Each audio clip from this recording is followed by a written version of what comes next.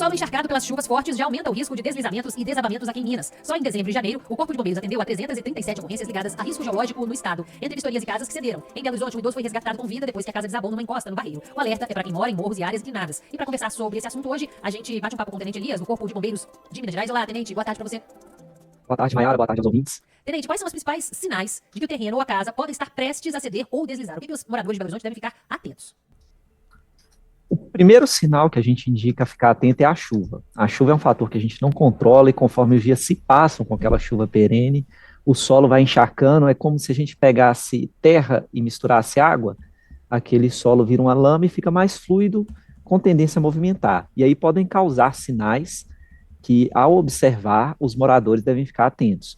Como, por exemplo, rachaduras nas paredes, principalmente nos pisos, nas cerâmicas, nos acabamentos, com estalos, possíveis estalos, as inclinações súbitas de poste, de árvores, ou até afundamento do solo ali, do asfalto. O asfalto pode ceder um pouco, isso indica uma movimentação daquele solo que está encharcado.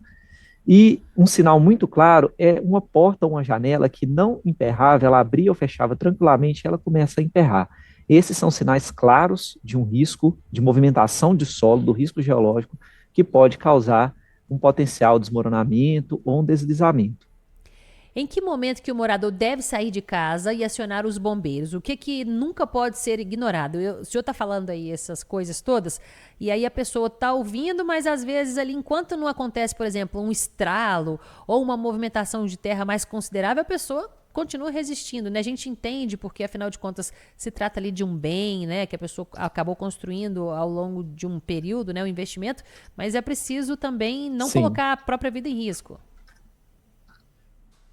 Sim, com certeza. E esses momentos, eles tendem a acontecer durante a chuva, que é o que dificulta a pessoa sair de casa.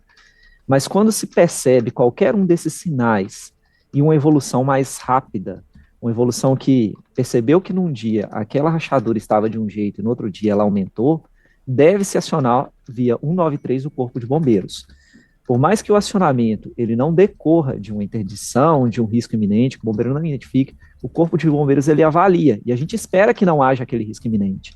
Mas em qualquer situação que se perceba estranheza, que a pessoa se perceba sinais evoluindo rápido, estranheza, não precisa esperar o estalo, deve acionar via 193 o Corpo de Bombeiros, e o Corpo de Bombeiros fará a vistoria e indicará a melhor conduta. Uhum. E aí, nesse caso, às vezes as pessoas podem ficar um pouco confusas em que momento acionar o Corpo de Bombeiros, em que momento acionar a Defesa Civil. Vamos explicar para o pessoal quais são as competências de cada um desses órgãos que trabalham integrados, né? As competências se assemelham em muitos casos, mas a diferença é que o Corpo de Bombeiros ele trabalha de forma emergencial.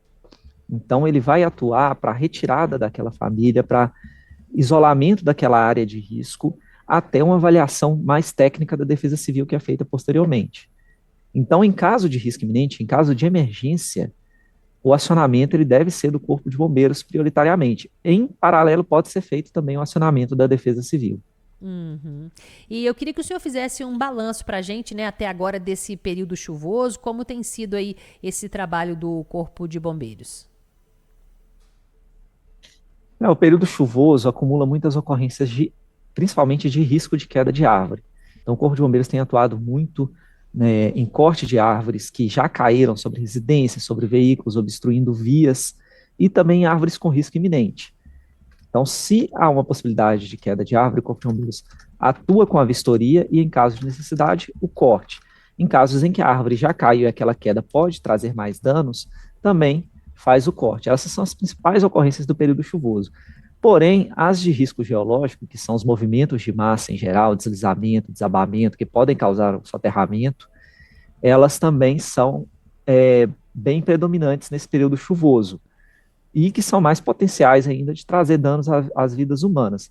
E temos também aqueles casos de enxurrada, alagamento, que podem vitimar pessoas, mas nesses casos a gente indica para as vítimas evitarem áreas de alagamento, porque em muitos casos em que a pessoa se torna uma vítima dessa ocorrência, é porque ela decidiu enfrentar a água.